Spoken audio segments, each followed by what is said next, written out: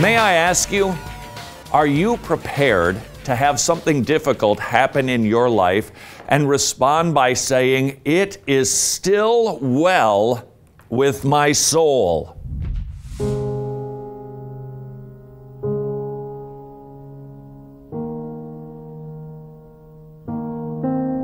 I remember when the doctor, took him, and she looked at him and she was cleaning him up, and she said, "Well, I think there's some trouble with his eyes." And I knew immediately that he was blind.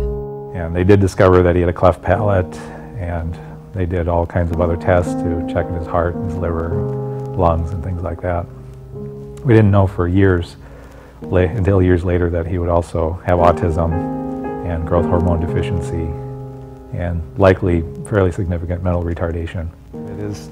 Sometimes it's really hard when he can't communicate, and to this day, when we get up in the morning, we have to feed him, we have to clothe him, get him on the toilet, get him on the school bus.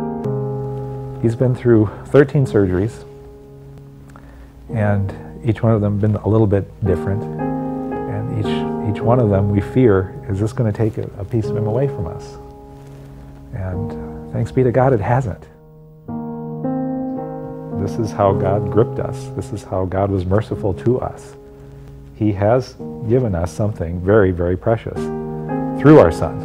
Our son is a gift. And it was because he gave us this little boy who is so different from every little boy I've ever met. I've never met a boy like Paul. That he has done the work in my heart, your heart, and so many other people's hearts, that I want to tell that story. This was grace. This was grace. When Johnny was a year old, I had been breastfeeding him, and I thought that some of the abnormalities in my body were because of the breastfeeding. But he was about a year old, and I was getting ready to wean him, and things didn't seem right. And so I decided to go into the doctor, and the doctor told me he knew 15 seconds after looking at me that I had breast cancer. Came home and I told John, and we just cried. But I felt held by the Lord. We knew that the Lord was with us. We knew that this was going to be very difficult, and I was confident that He would take care of us.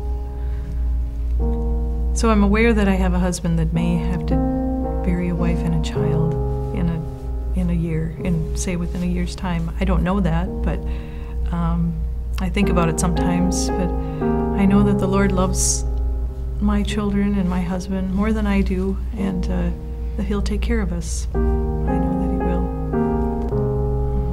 So I'm confident of that.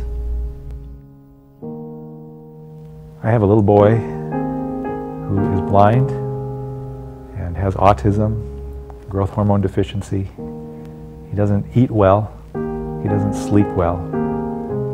My wife lives with stage 4 cancer in her body. And I have a hope, and I have a future, and I have a rock, and I cling to my Jesus.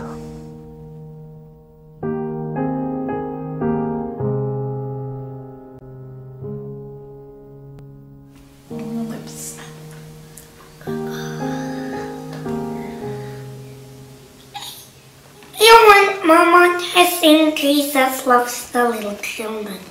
Jesus loves the little children.